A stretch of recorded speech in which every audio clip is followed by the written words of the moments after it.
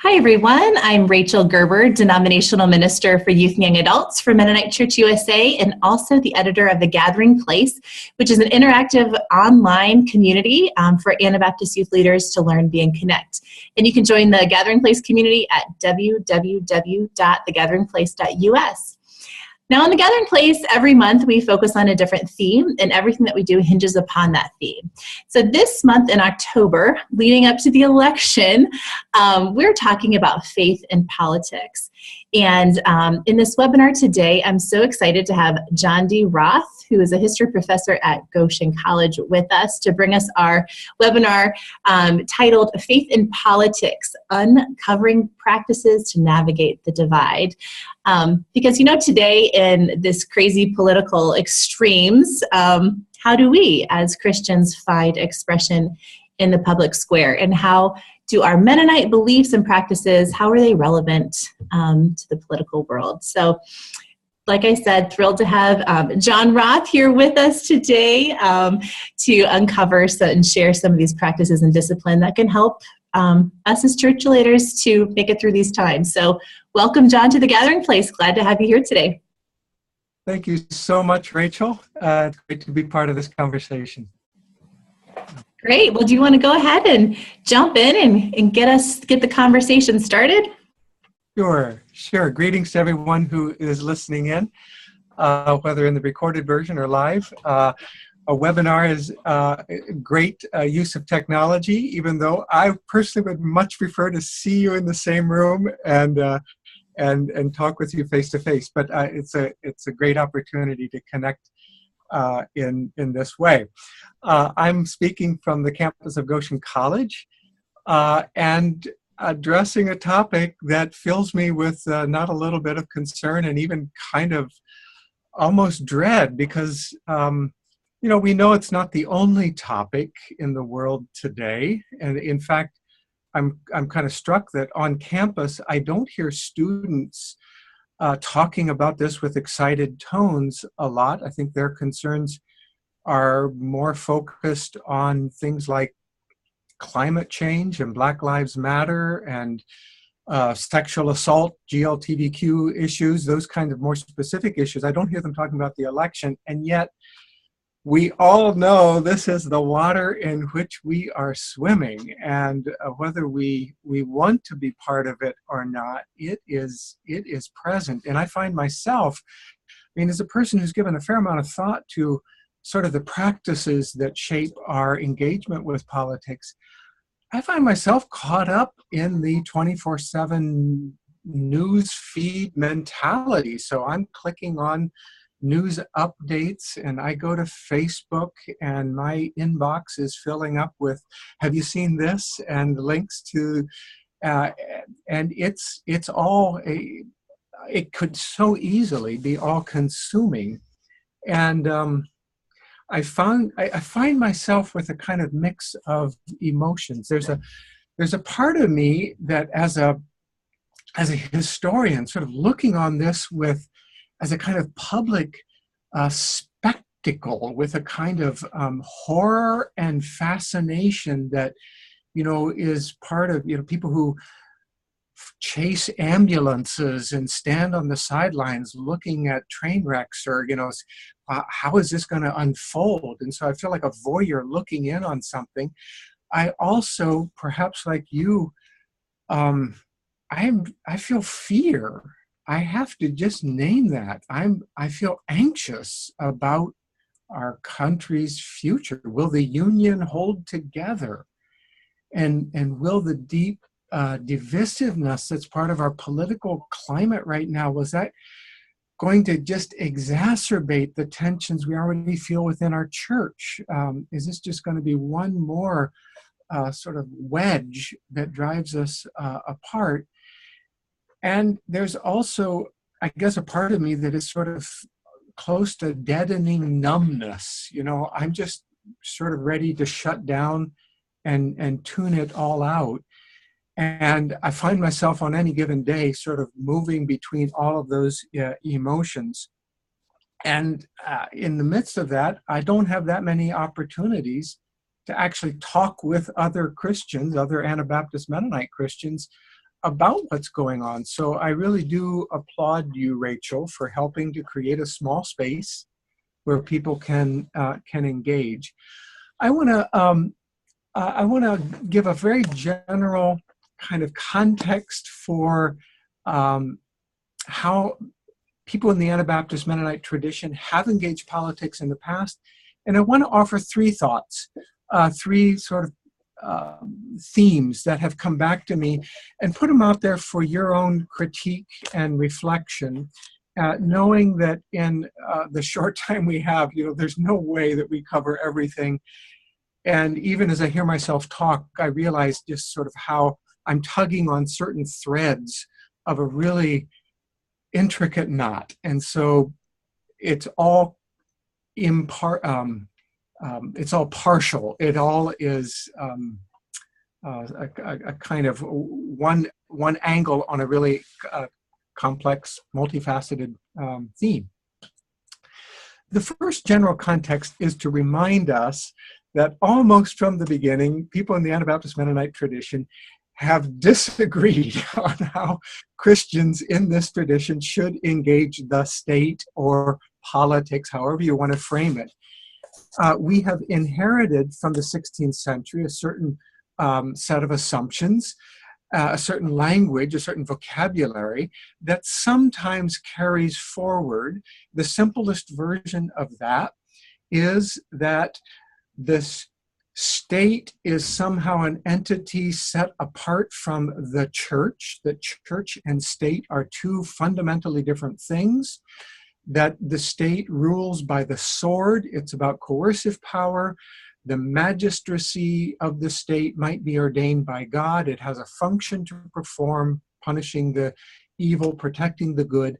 But that's not what Christians are called to be part of. And in baptism, we cross the great divide into the church, and the church is called to live apart from the state.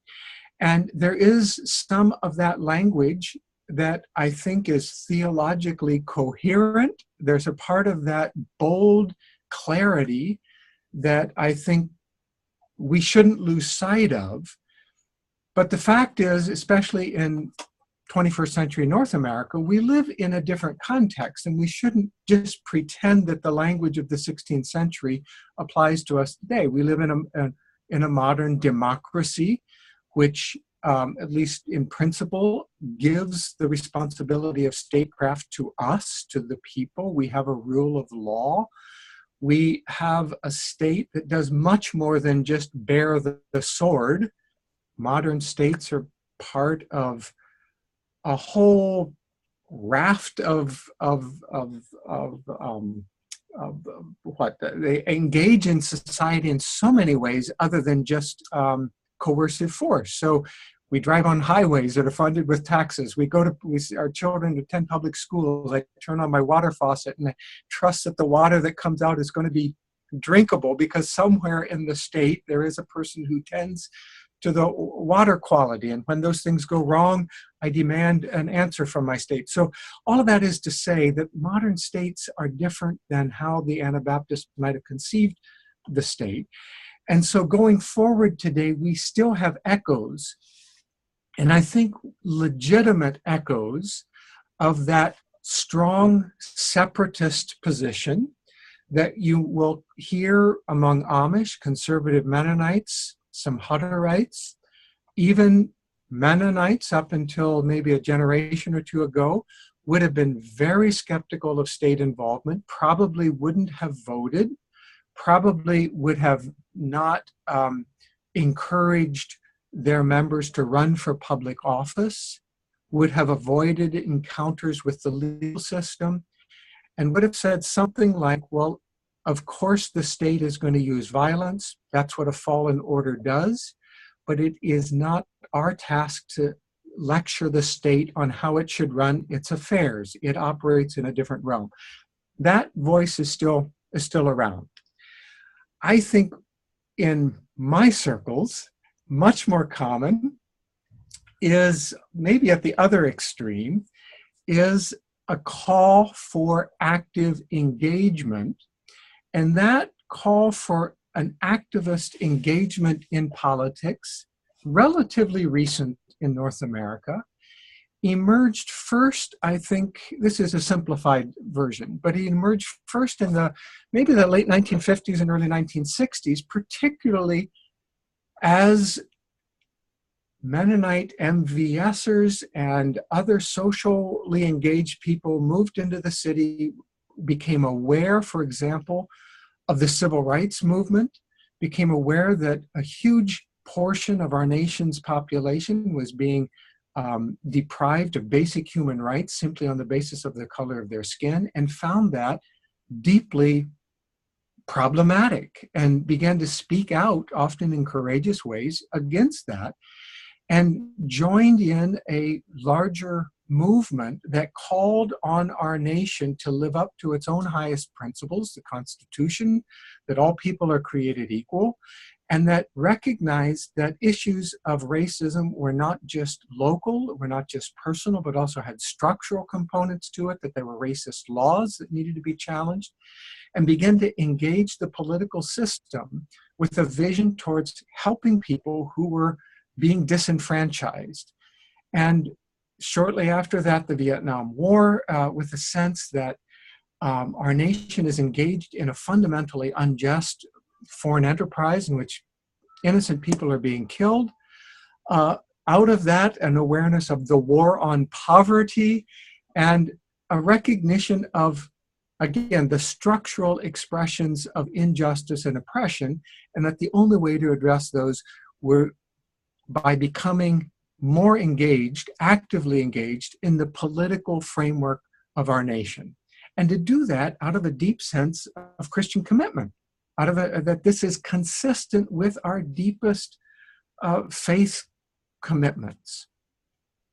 What I don't think people in the 1960s, the sort of progressive or left-leaning activists anticipated, was that in the 1980s, with the emergence of what came to be known as the moral majority, the Reagan era, other voices across America, but particularly in the Mennonite church, other voices who had traditionally been very skeptical about engagement in politics, began to make very similar arguments to say, yes, our faith convictions should be expressed in the public square, and yes, there are unjust structural realities that we must speak to. And they began to do that vociferously, albeit with a different set of political concerns. And so out of that emerged abortion, which many Mennonites saw as a completely consistent expression of a pro-life commitment. Concerns about marriage, concerns about religious liberty in public spaces, which in their view had completely, as I say, a consistent line of Anabaptist engagement and was a public expression of their faith commitments.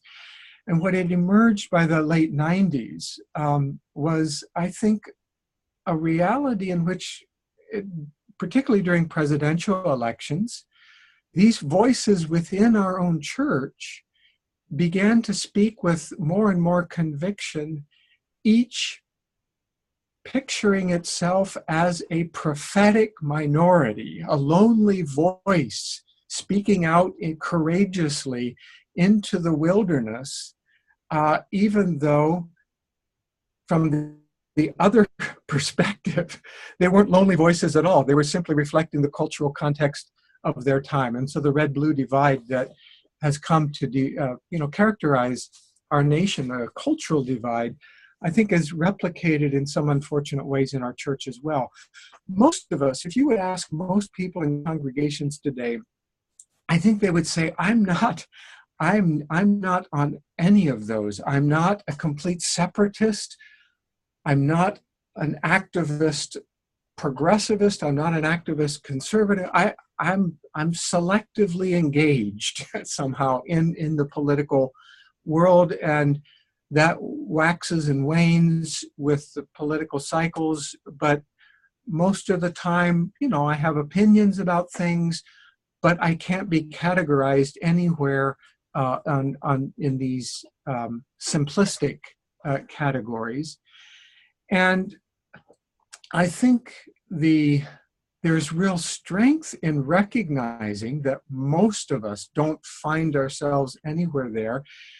And then these presidential elections come around, which offer us basically two choices. And for a full year, with more than $1 billion of advertising energy thrown in at us from every form, the issue becomes framed to us as either this or this. And the space for stepping out of the polarized options seems narrower and narrower. And I think that brings us in some ways to the conversation today. What would it look like to reclaim some space in the midst of this polarized campaign? What would it look like to reclaim some space between the extremes? Well, maybe I should stop right there. I want to offer, as I said, sort of three perspectives on how one might work at that. But maybe I should stop and give online listeners a chance to respond to that context. Is there something that I said that you disagree with or would like clarified before I continue? Is that all right, Rachel? No, that's perfect. Yeah, feel free to unmute yourself and share back to John what you're hearing. John, this is Lori Hershey. I wondered if you could talk a little bit more about what was happening in the 1980s and 90s. I didn't catch some of that as I was still writing down notes. Well, I think... Or just describe that again for me. Yeah. And keep in mind, this is a pretty simplistic summary. So this is a big picture. But I think with what some people have called the Reagan Revolution and the emergence of the evangelical right in the broader American landscape, the emergence of even the moral majority as a mobilized, politically engaged voice in American politics, many more conservative Mennonites heard something that resonated with them, particularly in the specific concerns that the moral majority put forward around abortion, around definitions of marriage, around family values, around the virtue of hard work, or however that gets framed, religious liberty.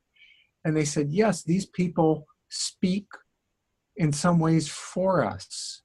And it marked the entrance into a more activist political engagement by folks in our church on the more conservative Republican side of that political divide. And I think it revealed then divisions in our church that unfortunately tended to mirror the political divisions in our broader culture. Thank you. That was helpful. Yeah.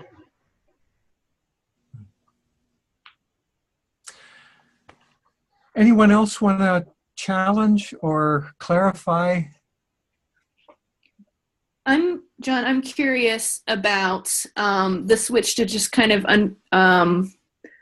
the country went politically between the Carter and the Reagan administrations, and that moved from maybe more progressive influenced evangelicalism to the Reagan politics. And there's an argument even that race had something to do with the rise of the religious right. And how then did that affect the switch within the Mennonite community?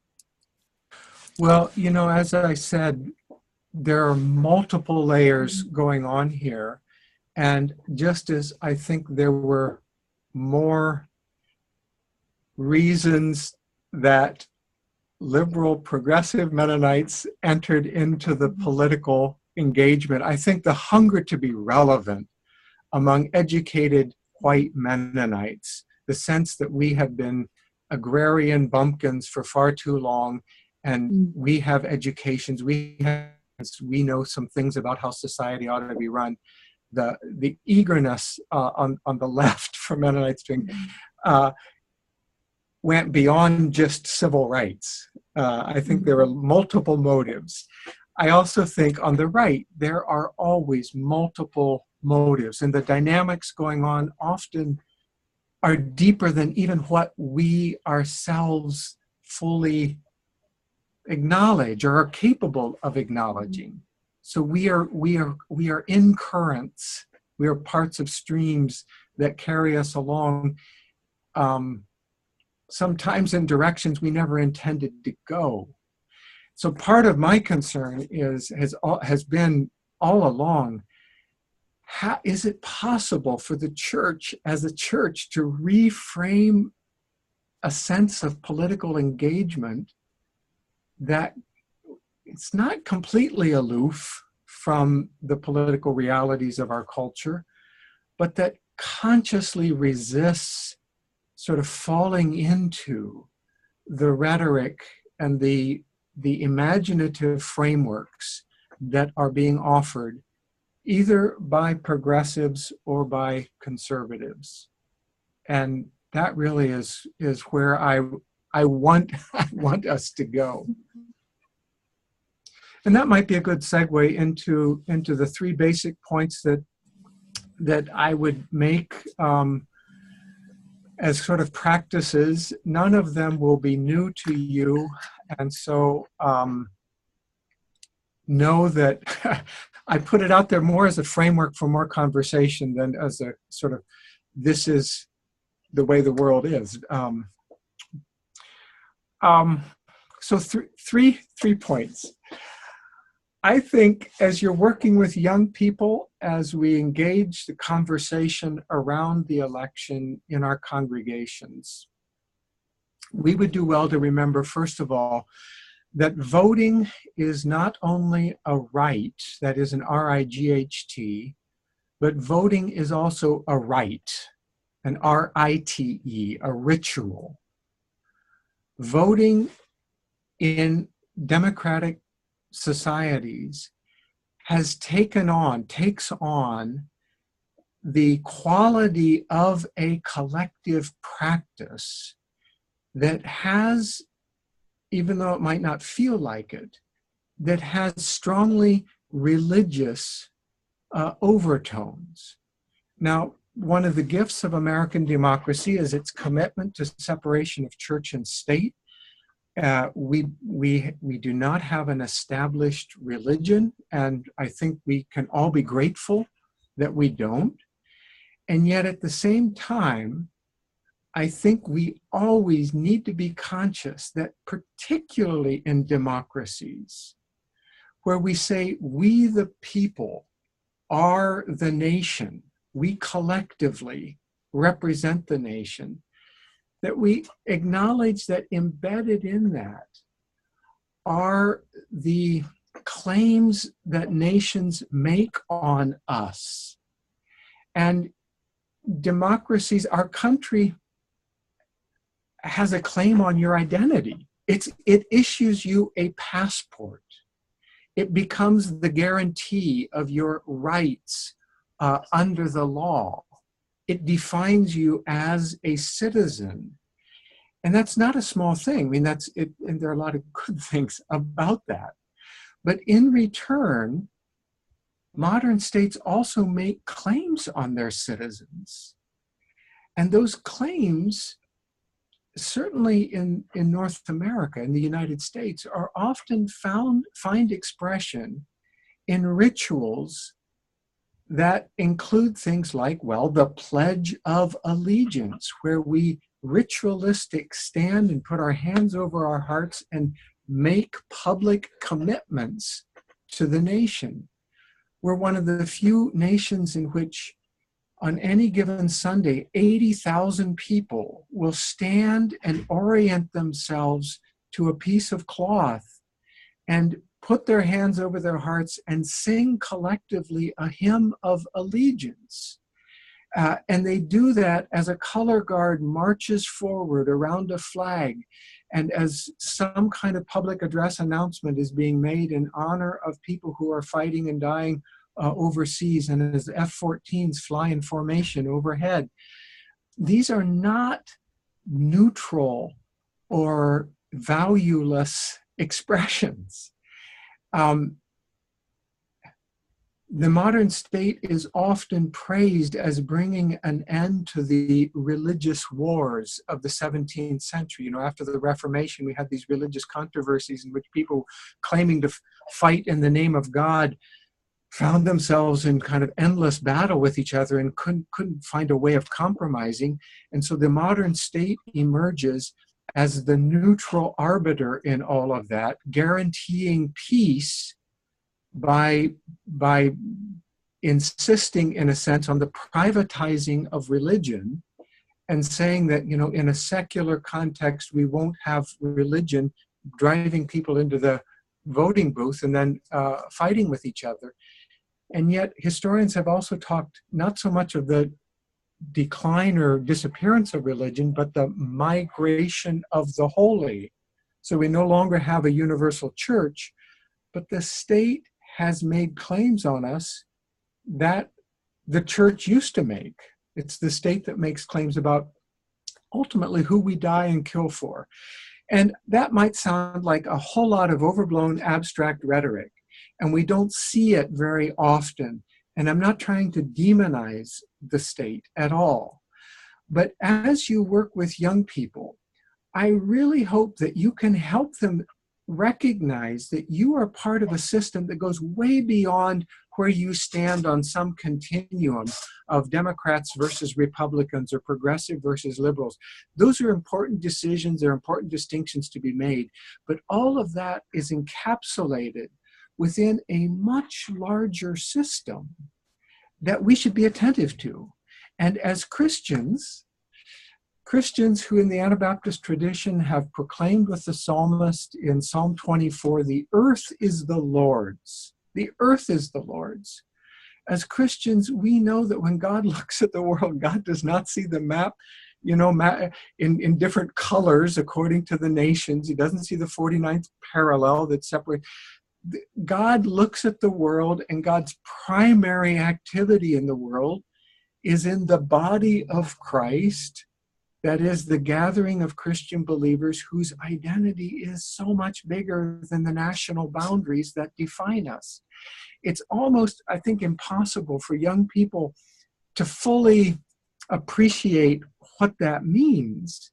But when you are baptized into the body of Christ. And that baptism is a kind of, it's a kind of tattoo that stays with you and matters at least as much as your passport.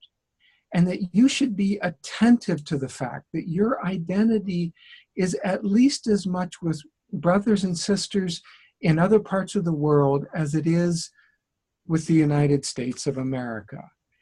And how do we make that real? I don't know.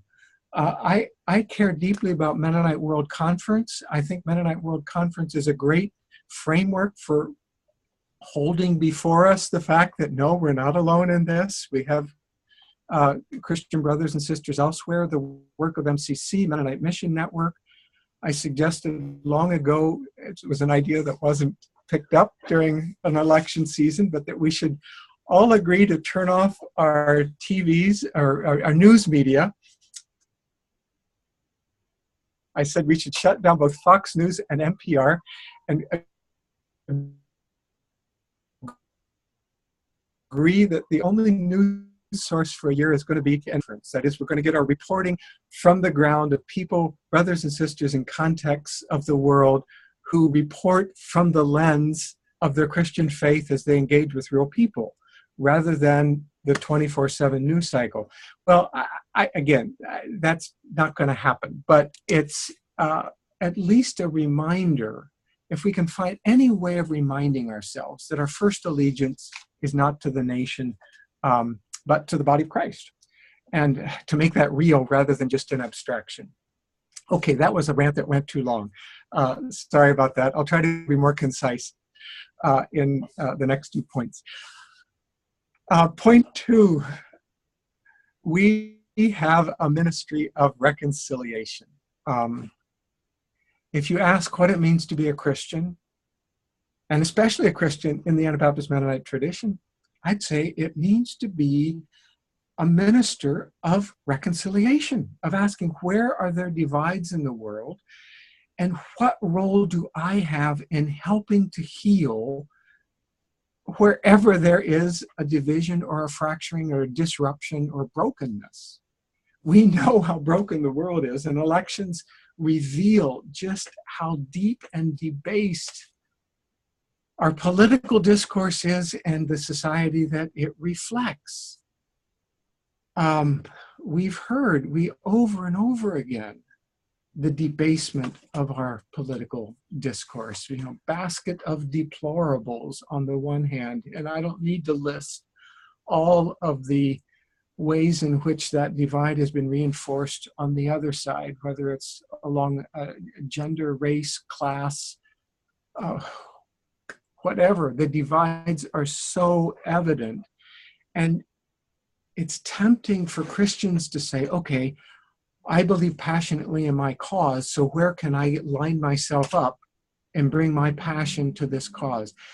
I think precisely where we see divides, it's an opportunity for Christians, for Anabaptist Mennonites to say, how do we step into the gap?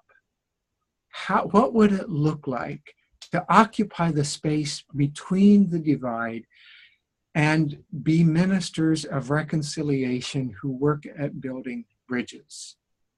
This election is not going to be over. I mean, the election will be over on November the 8th, but the divisions are not. I mean, our country is still going to bear all of the memories and the resentments and the caricatures that we've had up until now. And so in many works, if you think the election, your task is to pull a lever, and now you fixed, the nation, that's just wrong. The healing work that needs to happen is going to continue. How do we do that? Well, I don't know. Encourage young people to always be looking for multiple sources of information. That's very practical. Encourage your young people to be critics of social media. We know in our heads that every time you click on Facebook, every time you visit a website, there are logarithms running behind the background that are going to ensure that the next time you log on, you're going to see more of the same. They track your likes. They know what you are inclined to. And everything in our social media is pointing towards reinforcing echo chambers of groups who just think like us. And there's something deeply satisfying, this sort of moral justification that goes on social media. And yes, yes, yes. And yet we need to resist that. I think we need to confess, as Mennonites, as Christians, we need to confess the role that we have played in the social divides, the cultural divides, the racial divides that are part of our nation. And we need to start practicing empathy, which is a really hard thing. I mean, basically, we need to practice loving our enemies. We don't think, perhaps, in political campaigns of the opposition as our enemy, but just ask, who is the person, who is the group who is most in need of your wisdom? Who is the person who needs to hear what you have on your mind? And if once you identify that group, the people who need to hear what you have to say, you are taking a step at least towards identifying who the other is. And it is a spiritual discipline, but I think all of us need to ask, how can I begin to practice greater empathy for the person whose perspective I just find baffling? I find offensive. I find heinous. This is not the same thing as pity. Empathy is not, it is not moral relativism. It's not even moral equivalence. You know, sometimes people say, well, yeah, well, Hillary is as bad as, that's not what I'm talking about. I think it's actively trying to enter into the world. What would make somebody think the way they do? And for me, it's meant, because in my setting, frankly, I hear more, and I'm inclined more to the progressive side of this campaign. And so I can offer for recommendation to my colleagues books like J.D. Vance's The Hillbilly Elegy, a memoir of family and culture in crisis.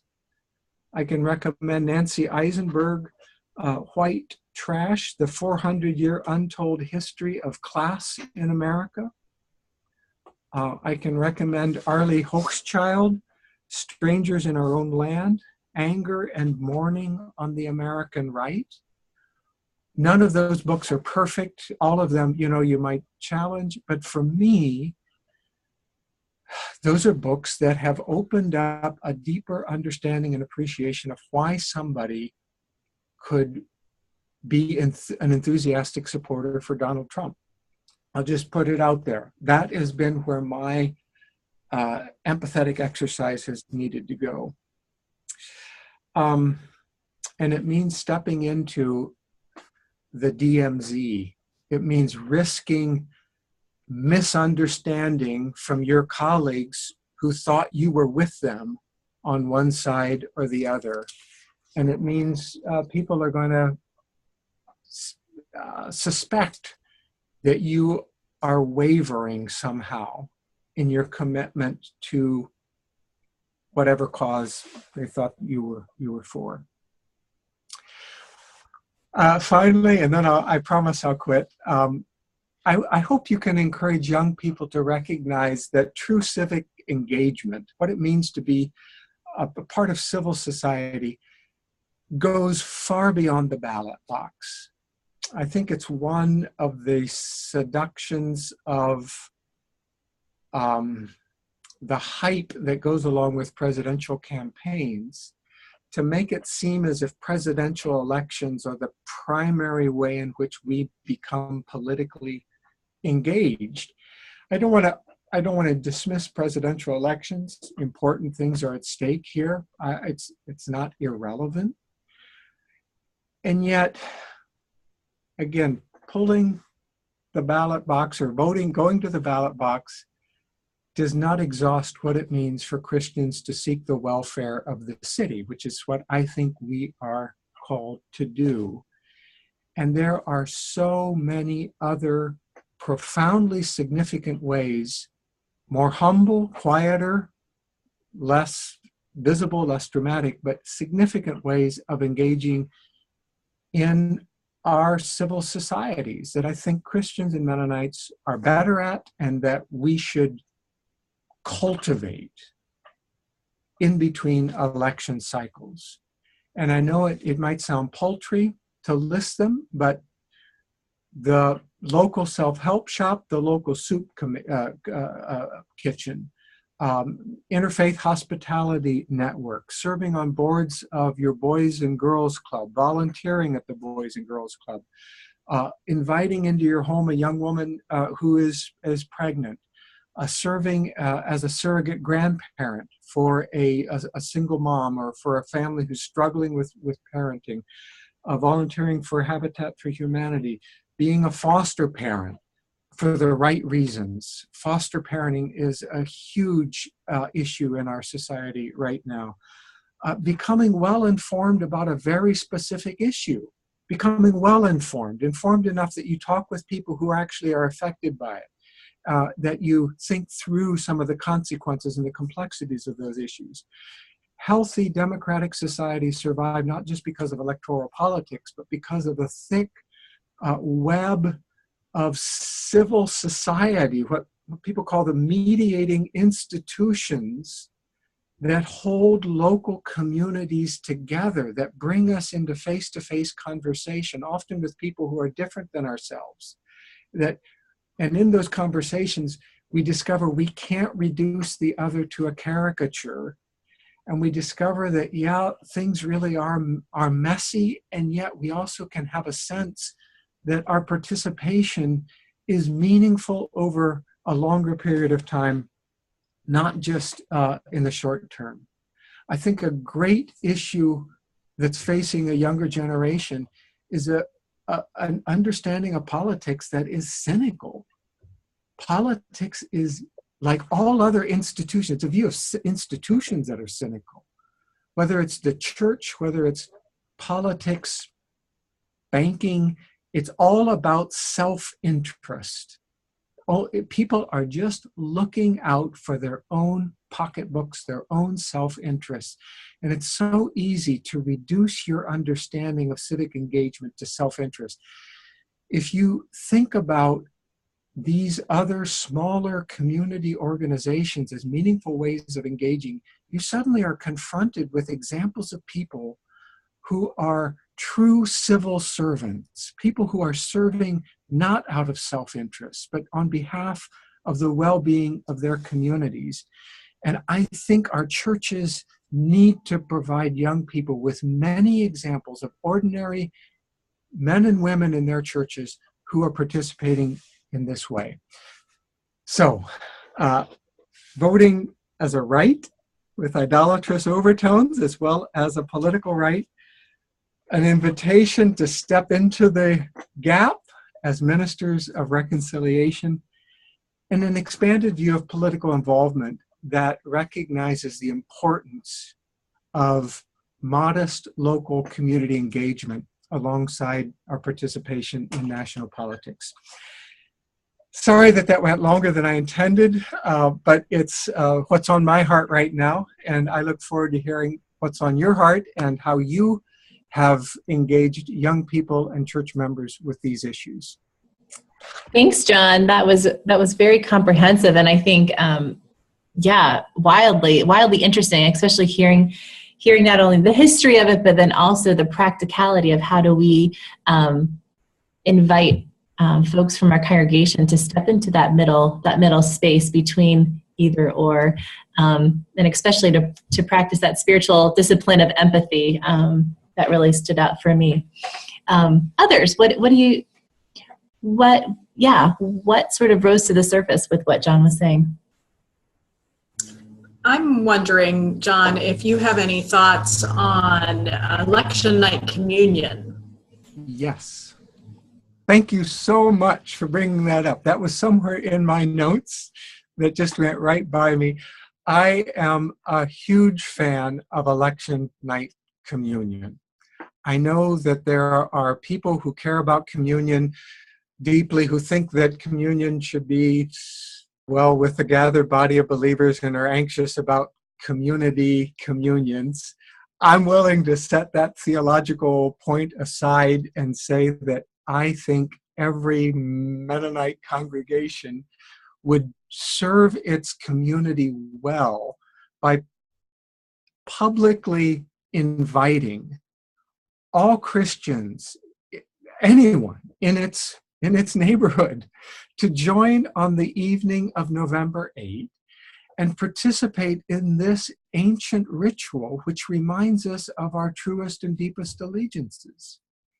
And to say, yes, whatever happened earlier in the day, and whatever the outcome of the election results tonight, we are a body united in Christ.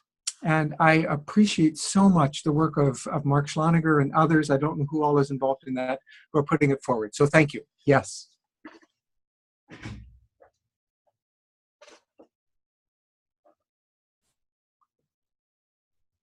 I didn't mean to end the discussion with that emphatic endorsement. Well, I've just not actually led it before, and I'm planning to lead it in our church, but I haven't actually seen it done. Yeah. So the whole idea is, I guess, to be a bigger than Mennonite event. Well, I think you could frame it differently. I mean, I'd be happy if we started within the Mennonite church, if we could have communion together as brothers and sisters in the Mennonite church. That would be a huge step forward. Right. But in some places, that's critical. And in my city, the Mennonites tend to be a little similar to each other. So it actually might be more meaningful if we cast the net broader. mm-hmm. It's just we haven't done that before. So it's like, ooh, risky. Yeah. What will happen? Will everybody come or will nobody come? And then we'll be disappointed. Yes, yes. Well, as long as Christ comes, that's the important thing. I guess that's the main thing, isn't it?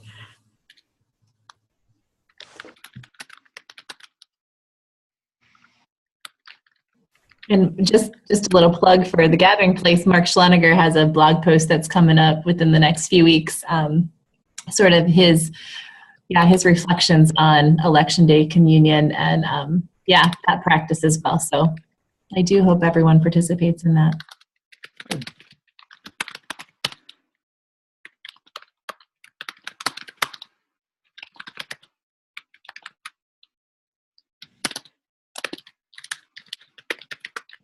Other thoughts?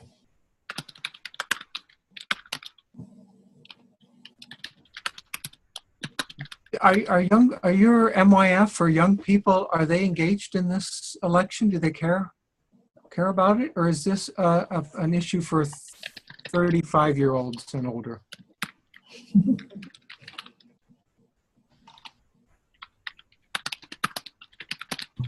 What do you think? I don't have many young people, but I have a senior son who is like intensely interested. Mm-hmm. And that might just be his personal interest. Mm-hmm. I think young people are interested. Mm-hmm. But I think they're also worried. They pick up on the parental ideas. Sure. Mm-hmm. I just find it really interesting about how to need to be careful of how I don't know what I say and sort of like what is my own model that I'm offering to my children. My oldest is in 4th grade, so but it's just it's hard because it's so easy to demonize the other party, and how do we do that in like you said, in this practicing empathy and yet also trying to also teach and share our faith and values and what's important. And I find that to be a struggle. I find my kids they're on board with what I say, but also trying to not aid in the polarization too. Mm-hmm. I'm curious what some of you, I don't know if you teach MYF classes or not, but I saw yesterday as part of the news media coming my way, I watched the clip of Michelle Obama's giving a speech at a college in New Hampshire. Could you imagine showing maybe just the first half of that speech? I mean, it becomes quite clearly she's stumping for Hillary Clinton. That's clear, and it's part of the context too. But I thought there was such a direct, from the heart addressing of issues, particularly around our bodies, around gender, around how men and women, young men and women, understand each other, and that laid out some issues. Would that open up a conversation, or is that an invitation to more political polarization? I think in my context, I'm in Philadelphia, and so I also resonate with who was speaking before. We're primarily the Mennonites in Philadelphia, although I can't say that for all of them, would probably be more progressive. Our church especially. Our kids hear this in school and engage across different religions as well as ethnicities, and it's just a different context than what I grew up in. And so I see the difference in that. the very positive difference as well. So I could see definitely our youth group having conversations around this. I think that the boundary would be to not make it all be about how we can talk bad about Trump.